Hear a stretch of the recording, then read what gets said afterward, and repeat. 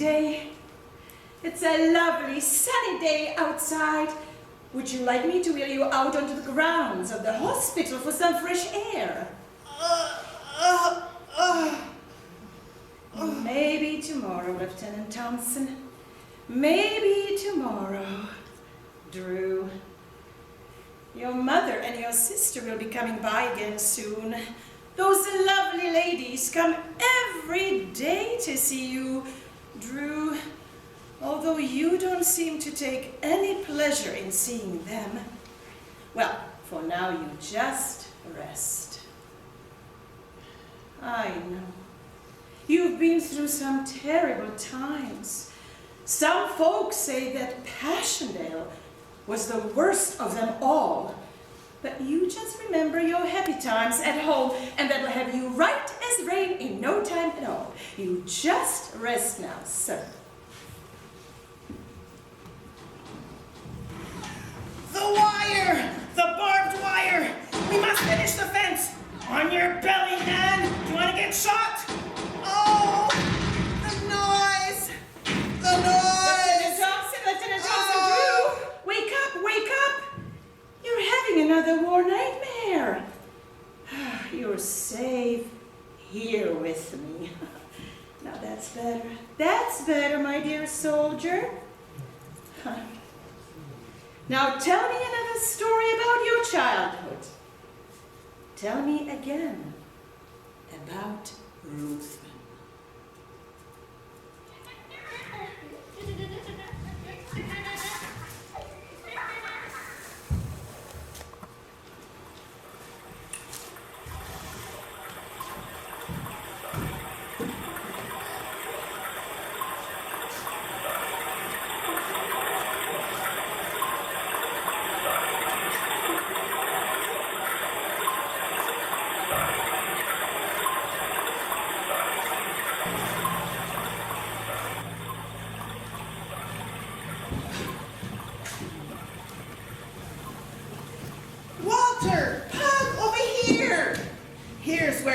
Our stand. We are Brock's Rangers. Scatter, you Yankee scalawags! You'll never take Lundy's Lane. Drew, don't call me that. Mother says that I may be called Margaret, or Gretchen, or Peggy, but do not call me Pug. That's not a name for a little girl. That's a name for a dog. Isn't that right, Fluffy? You know she's right, Drew. Now, tell us a rhyme to make up for your rudeness, huh? Here's one I've been working on.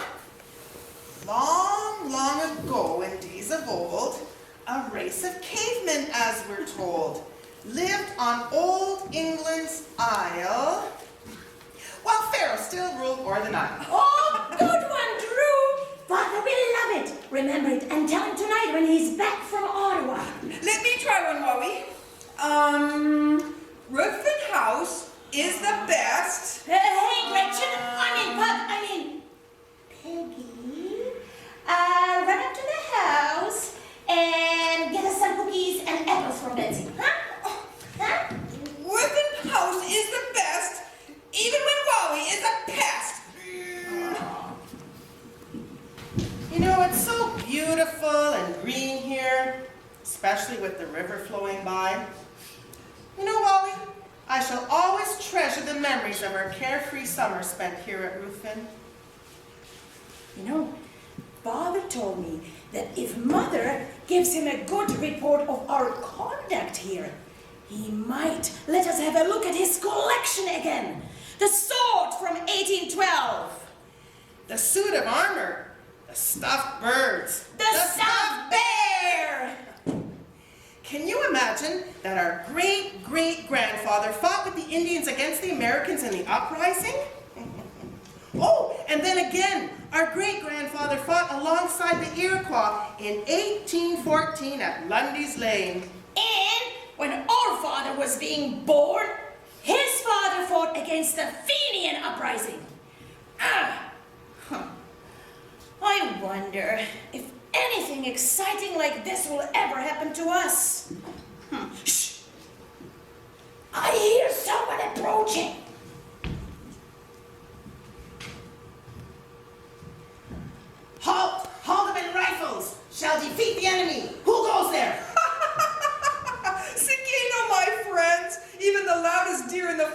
sneak up on you two.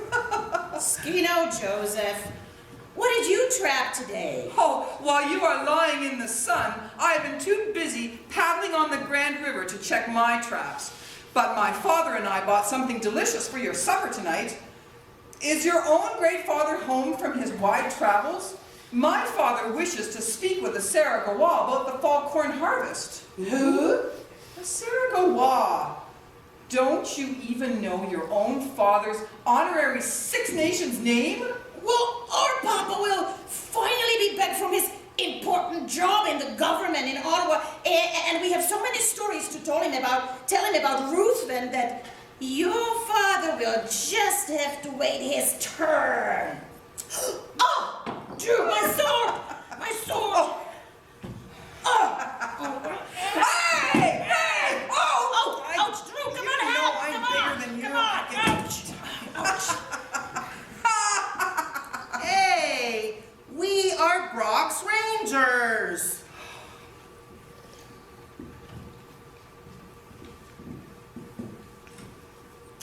We are Brock's Rangers. The bravest in the land. We fight the foes of England. We always lend a hand. Nay, all my brothers, and thank you. Tell your father that my father bids him greeting and welcome home from the people of the Great Swamp. Hey, Wally, let's go eat those cookies that Betsy made for us. Oh, yes!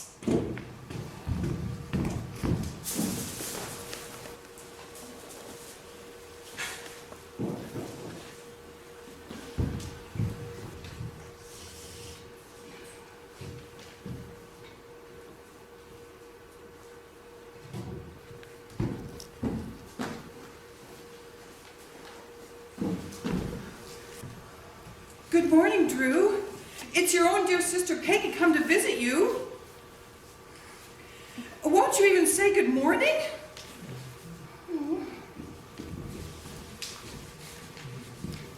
Oh, my dear brother. I'll let you call me Pug if it makes you feel any better. Are you Lydia? Are you his nurse? Yes, I am. And you have to be patient.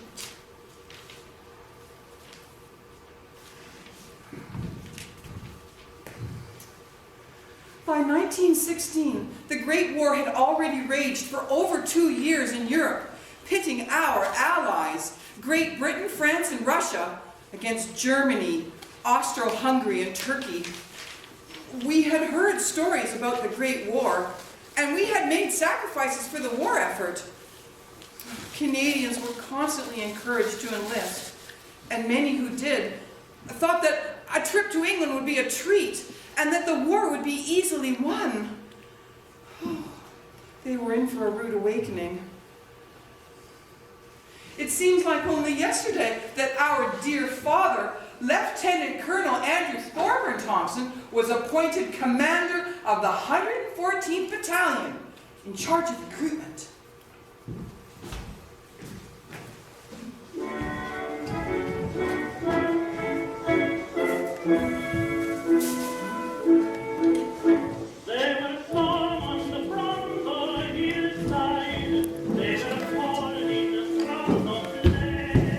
At last, in charge of my own battalion, the 114th Infantry of Cayuga.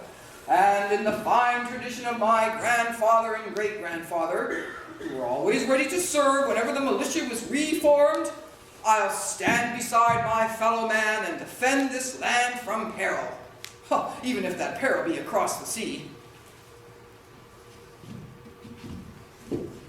My recruitment drive has been most successful.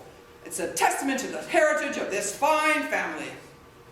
Although buying uniforms for all the men of the family has been rather costly.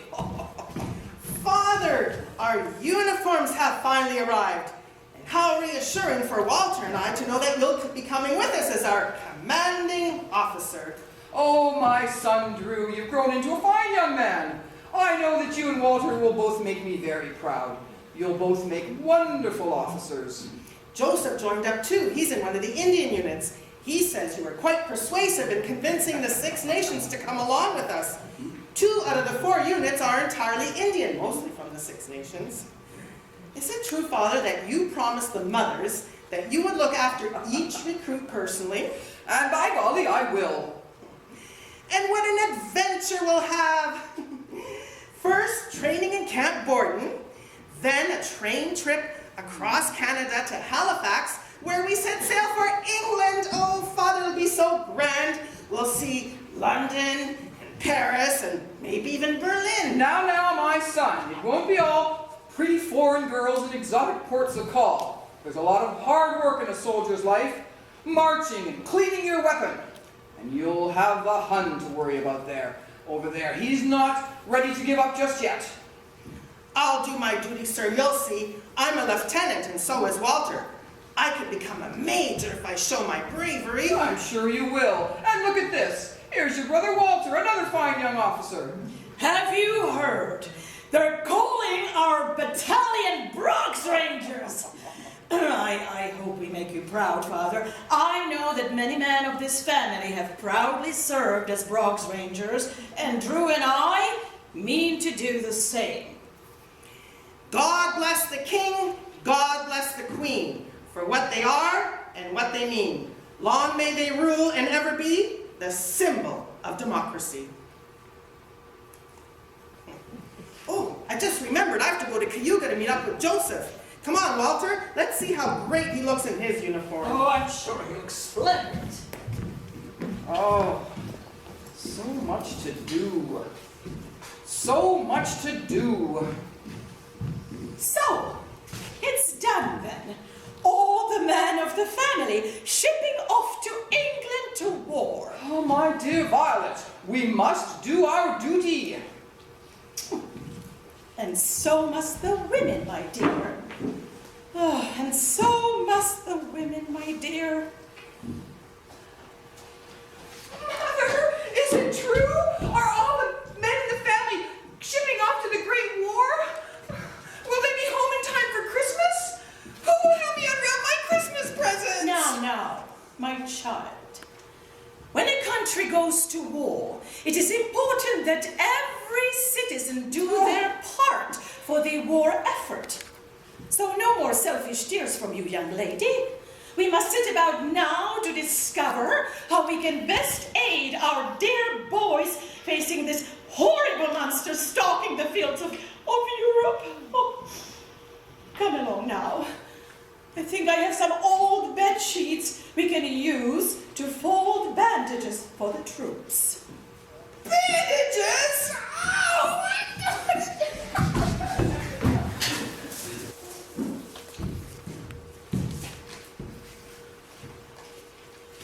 Neither wanton rowdyism or ruffianly conduct is discipline, nor does either become a soldier.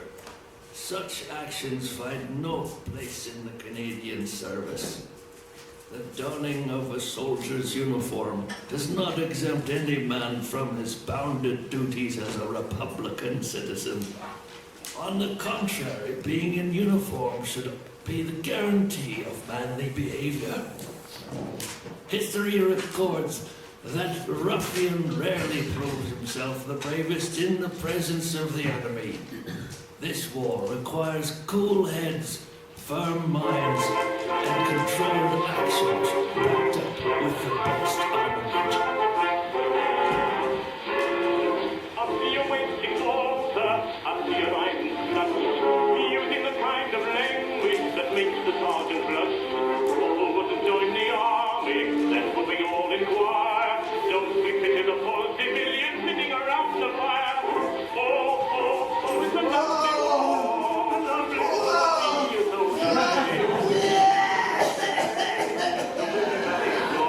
we feel just a pity to say, well, we never get up to the top to make the breakfast.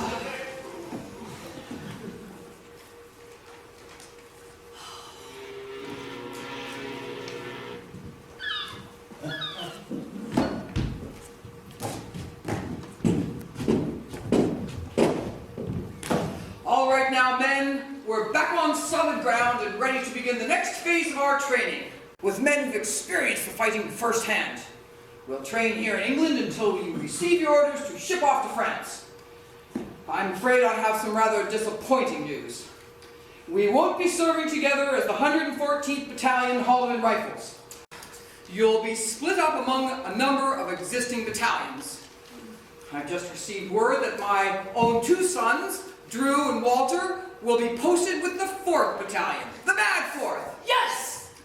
Of course, this means that I will no longer be your commanding officer. Father! In fact, I won't even be going to France. But I want you to always remember, wherever you are posted, we fight for England. Yes! We fight for Canada. Yes! We are Ross Rangers. Hip hip! Hooray! Hip hip! Hooray! Hip hip! Hooray! Forward march!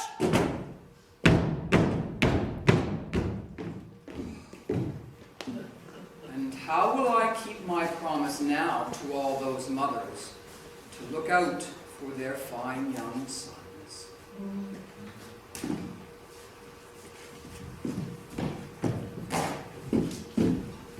The long way to Tipperary, it's a long way to go.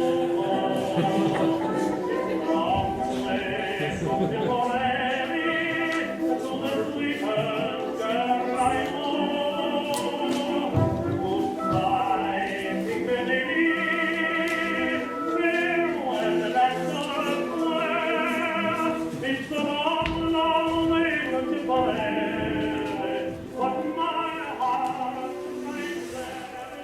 Oh, Mother, we're finally here in England. And how fortunate that we had such a calm crossing.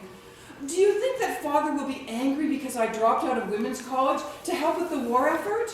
Peggy, darling, leave your father to me. There'll be plenty of work for us to do in London. Visiting the wounded, folding the bandages, helping keep the morale of the officers up. Now, our father will be stationed in Sandringham for some time, but he'll be able to visit us occasionally. As for the boys, we might not see them until their duty is up. Oh, it's time to disembark.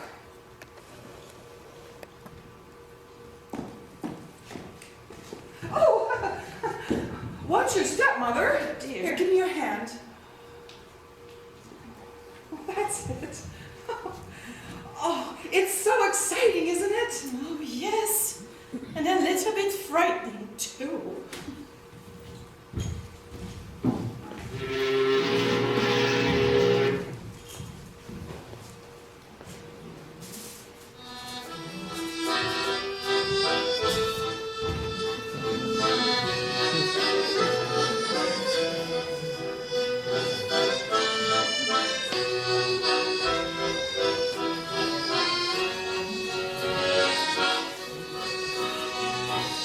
It was quite a blow when we heard that our battalion had been broken up. Our crack unit had spent upward of a year in getting esprit de corps, was busted in less than 5 minutes. Now we are the Canadian Expeditionary Force, the CEF. After 6 months of training in England, Walter and I were beginning to think we'd missed the war altogether. But no such luck. As soon as we were shipped out to France, we were split up. I wonder if I'll run into my brother again over here.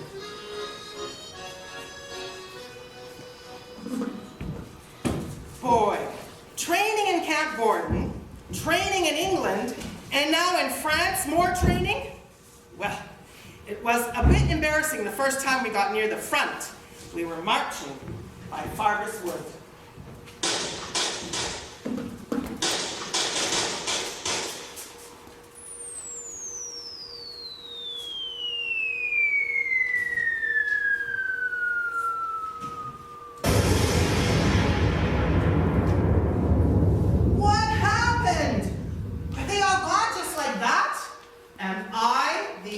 Survivor?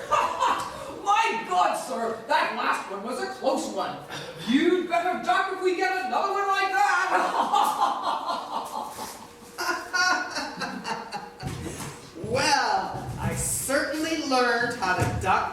that. Remember, it is the duty of every good soldier to keep his skin whole as long as possible. And that began my time in the trenches.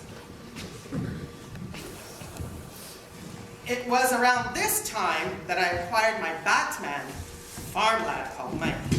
He was rather more like my personal butler and had volunteered to accompany me for the rest of my term at war. At your service, sir? Well, I must say that we Canadians have made ourselves a fine reputation as brave and intelligent soldiers, sir. Well, make yourself at home in our wee section of the trench. At home? With this smell? You'll get used to it, sir. Or at least you convince yourself you are. It's just the rats. And the lice. And the rotting animal bodies. Remember, keep your gas mask handy so you can put it on quickly when the gas siren sounds. Well, and if you cannot find it, just urinate in your hanky and put it over your nose and mouth. Yeah, it's in the instruction. Yes. Oh, just don't get it into your head to stick your nose above the trench for a whiff of fresh air. 'Cause a sniper, Heine, will shoot it clean off before you've smelled your first daisy. Oh, and just change your socks if your feet get wet. It might smell bad here, but it's nothing compared to the stench of trench foot. Pee-wee. And take a nap whenever you can. Soon they had Lieutenant Thompson picked to command his own platoon. Brigade headquarters wanted a smart young officer to lead 20 young men to be known as the Brigade Wires, to erect barbed wire entanglements in no man's land, to impale the curious Hun, and to protect our unit from attack. They told him, hang enough fritzes on the wire, and you might as well hang a medal on your chest. Says Lieutenant Thompson, I'm on, sir. When do I start? And where do I go? Just like that, he says. Just like that.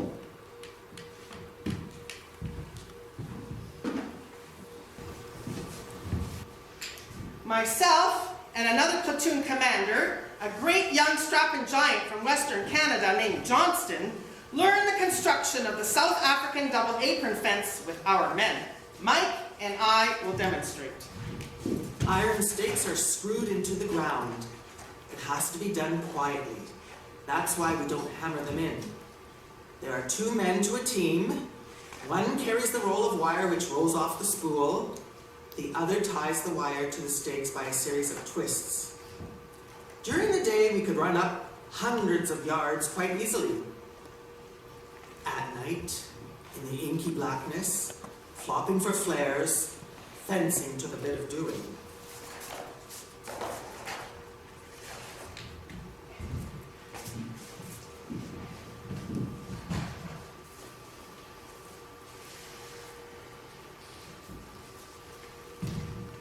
Sir, you're commanding by yourself tonight. Johnston is off with trench fever, but his men have already headed out 10 minutes ago. Just my luck. Going solo on my very first wire brigade mission. There's so much mud everywhere. How will we ever survive? We'll slog through it. Just keep hold of those canvas gloves. They'll save your hands. I'll make sure of that.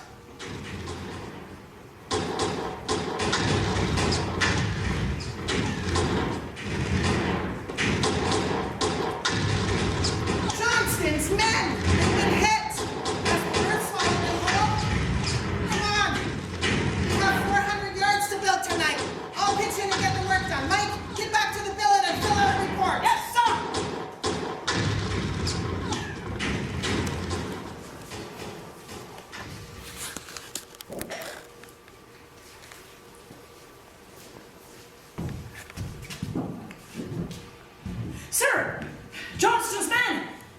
right. They're all here. They've been here for 2 hours. Oh, thank God. Well, they got a proper dressing down from the CO for leaving their posts. Come on, sir. You deserve a hearty breakfast now. I'm hungry after a long night.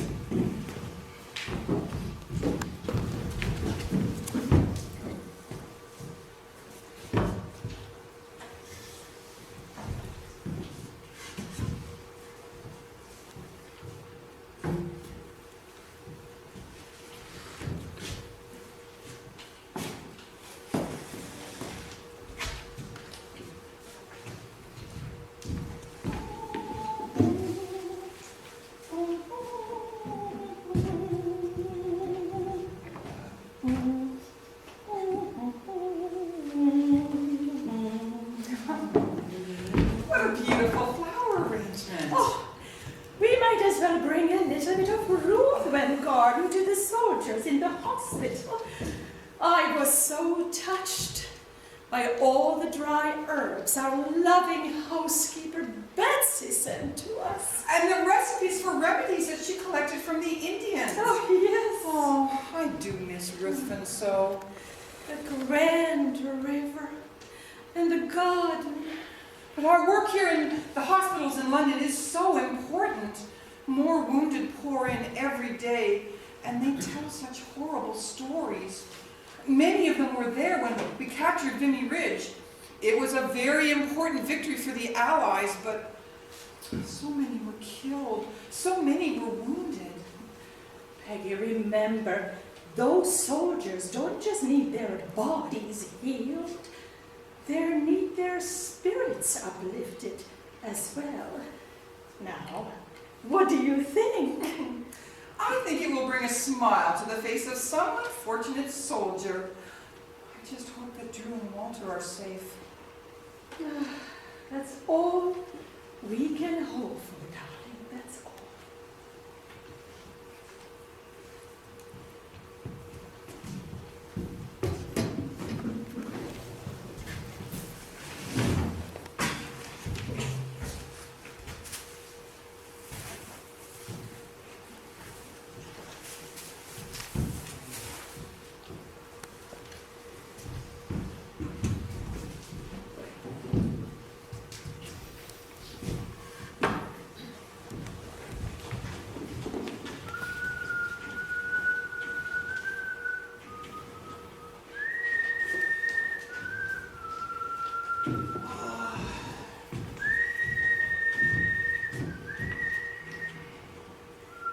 Getting dark.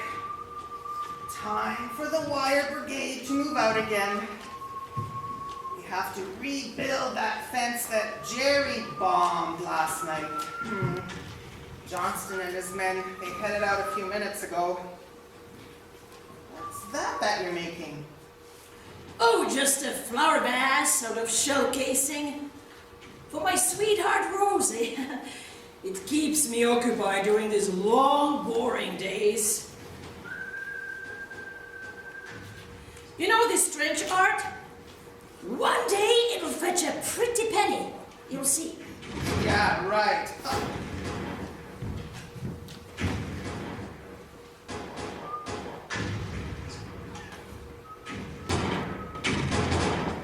Oh my God! Johnston's entire unit has been hit! There are 2 survivors! What? Johnston's one of them! Quickly! Go get a stretcher carrier! Yes, sir!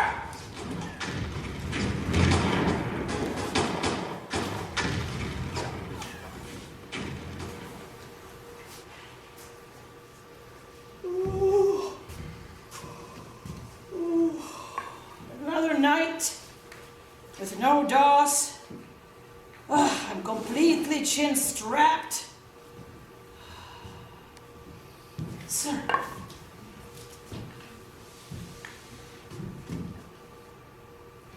Johnston. He didn't survive the night.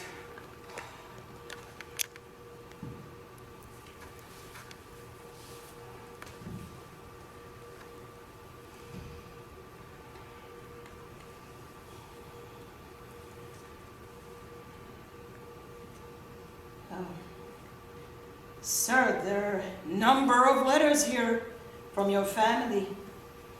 Why don't you answer them now?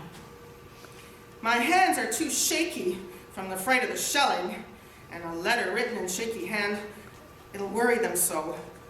No, we must never let our loved ones at home know what we are enduring here. I'll content myself with reading and rereading their letters, and leave the letter writing for a time when my nerves have hopefully calmed themselves down. Oh, as you wish.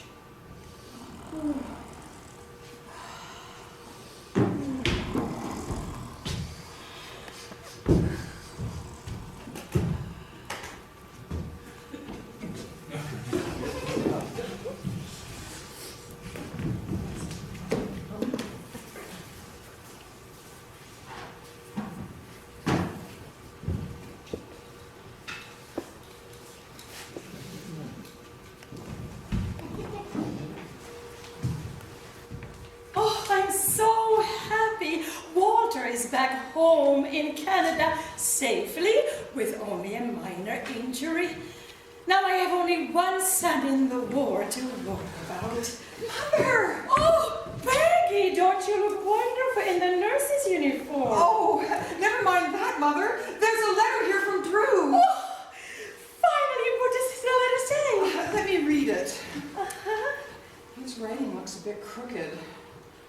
He's in the field hospital. Oh, he must have been wounded. Oh. Peggy, this is no time to be foolish. Now tell me what the letter says.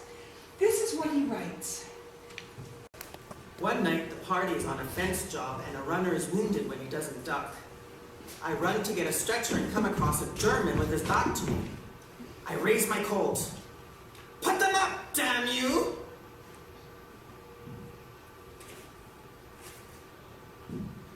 I take a perfectly good prisoner, and the blighter's mean enough to be a dead one. I hurry on and drop into a trench. A rifle with bayonet leans against the parapet, and I run the steel deep into my hand. Ah! The next day, my hand is checked, and I am admitted to the Canadian Field Ambulance. I am accused of self-inflicting my wound, and only my vigorous protests convince them otherwise. I have my first real bed for months, freed of overcrowding by winged and crawling associates. Oh, thank God he's safe.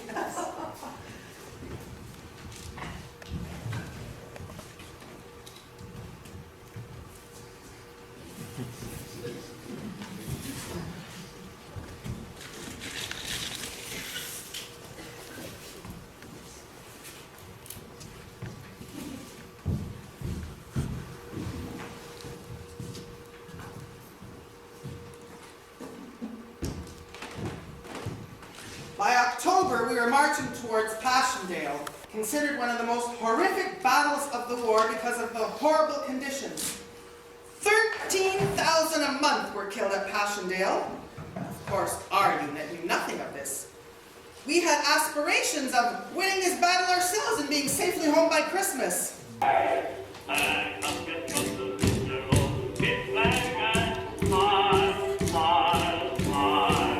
Every chest swelled with high hopes and good spirits.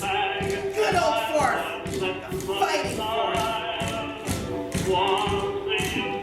We'll get more training in wipers, sir!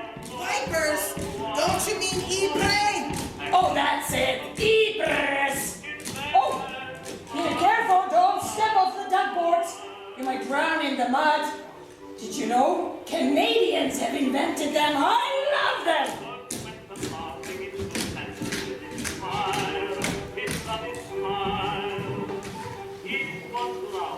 At one point, they decide they have too many officers. So they picked some to hang back. Myself and the other ones chosen to stay back hold a protest until finally we are allowed to come. Forward march!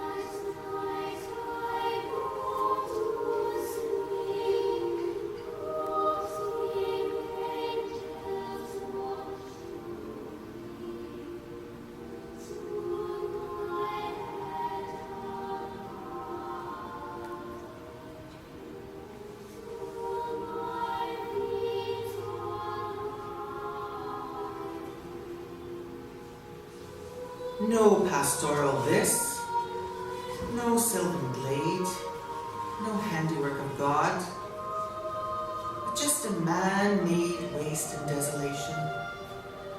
A dozen battered tanks in this lost world, like prehistoric dinosaurs, lay mired in the mud.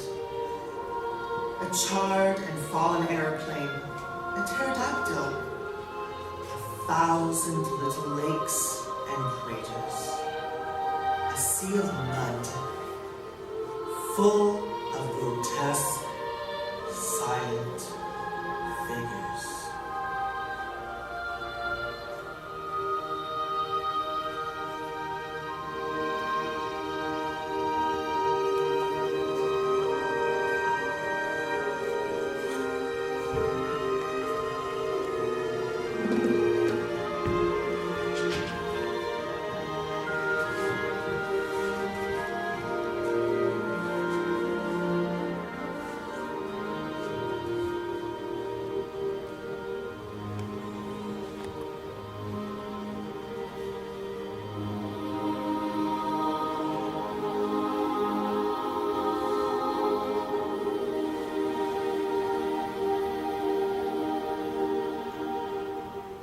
Looks to me like a modern version of Paradise Lost. Well, it ain't exactly paradise found, is it? At twilight, Lieutenant Thompson takes his place at the head of the file marching forward. 13 platoon trudges on and finds death waiting.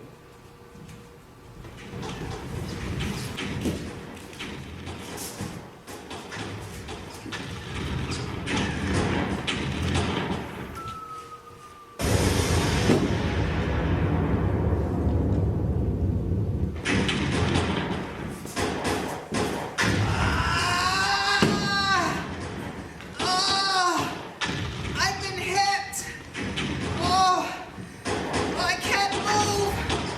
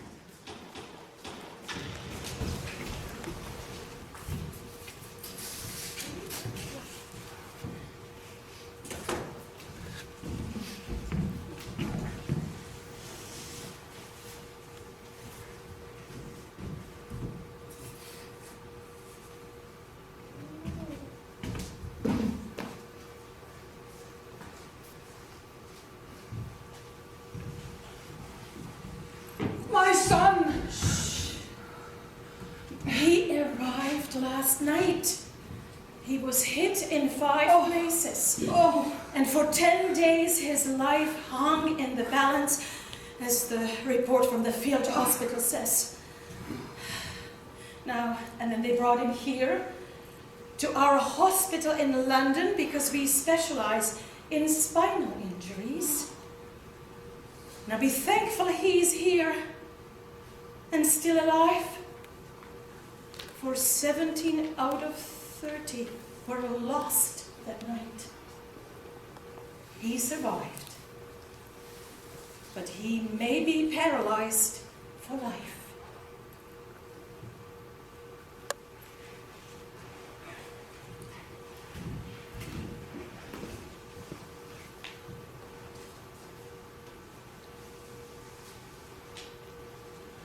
see him then, lying there through long sleepless nights, through days fraught with despair. 6 feet of uselessness, helpless and hopeless, until the arrival of his mother brings inspiration to live. See his first ride through the parks in a spine carriage, his first attempt at a walking machine, his first walk on dwindled legs.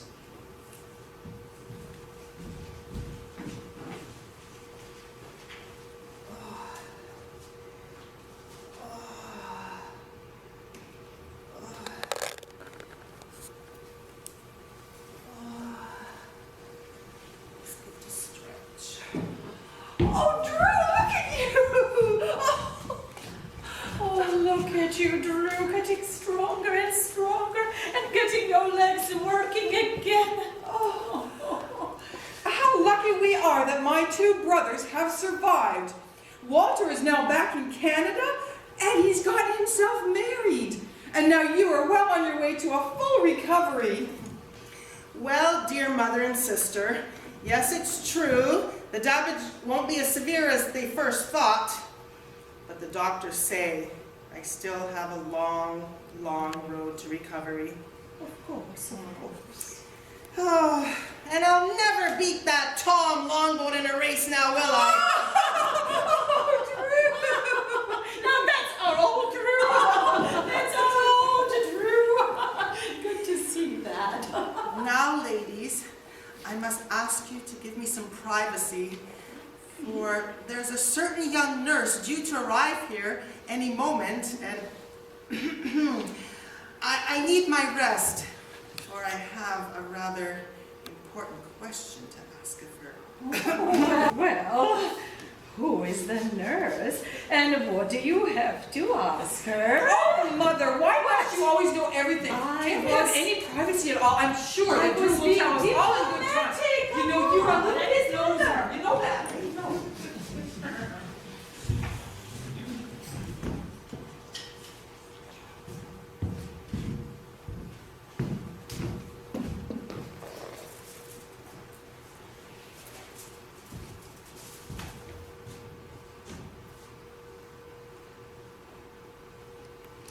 Well, look at that. You know what he's up to. He's going to ask Lydia to marry him. And sure you saw that coming. And you know, it's a true story too. And she'll say yes. And they'll be happily married for many years. And Drew will walk. With a limp, but he'll walk. They won't have any children, though. No. Keeping the family line going falls to me, and I carry out my duties admirably, if I do say so myself. 2 sons. 2 days after Drew was wounded, Canadians finally took Passchendaele. It was the end of a very long battle, and not without a price. Mike was hit by shell that night, and in an instant, he was gone. Yes. But our old friend Joseph, made it safely home. He raised a large, boisterous family, and yeah, he made quite a name for himself in the war as the legendary patience of Indians makes them excellent snipers. Yes. Well, I wasn't wounded as badly as Drew was physically. No scars that the doctors could see during a checkup, but I carried my deep wounds inside my soul. Memories of those awful days and nights in the trenches of France. Memories that haunt me, that haunt all of us who were there. Memories that we hold tight in our hearts and not ever burden others with. Canadian losses in World War I, 67,000. British losses, 703,000. Total military casualties for World War I estimated between 8 and 10 million. Another 7 million civilian casualties. Over 20 million military wounded. Countless animals also killed and wounded. Every year, on the 11th hour of the 11th day of the 11th month, we remember and honor all of the men and women who have served this country in uniform.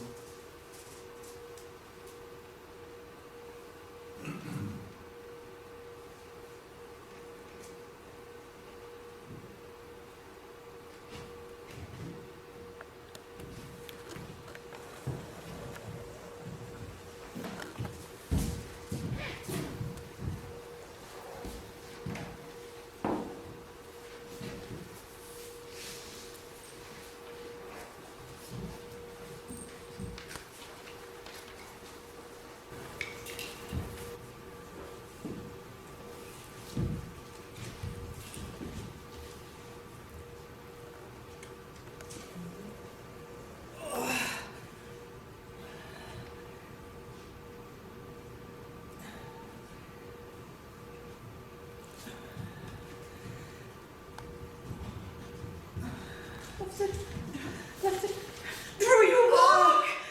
You walk! Lydia, look what your loving, tender care has done for me. I could walk. Lydia? Lydia, will you marry me? One day you'll return with me to the most beautiful place in the whole world. Ruthven. Ruthven. Yes! Yes, I will!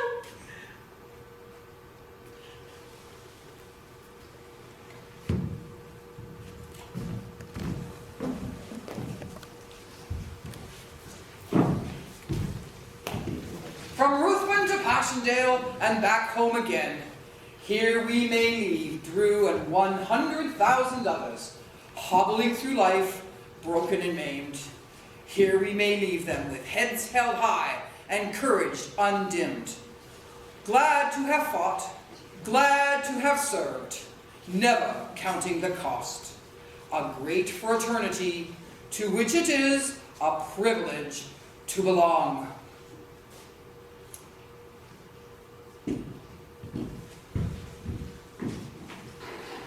Granny, what did Daddy do in the war?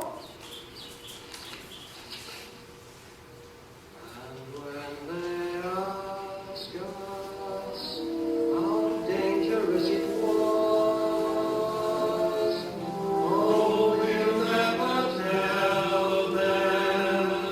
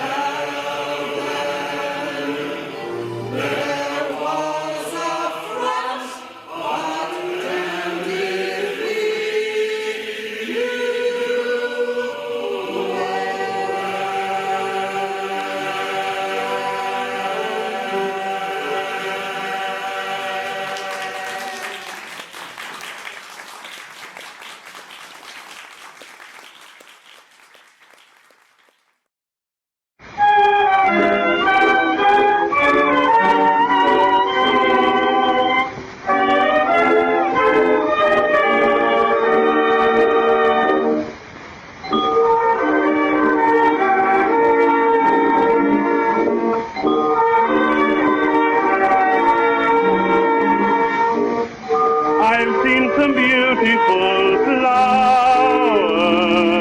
grow in life's garden fair. I've spent some wonderful hours lost in their fragrance rare. But I have found another, hundreds beyond compare. There's a rose that grows in no man's land, and it's wonderful to see. Though it's sprayed with tears, it will live for years in my garden of memory. It's the one red rose the soldier knows. It's the work of the master's hand. Mid the war's great curse stands the Red Cross nurse. She's the rose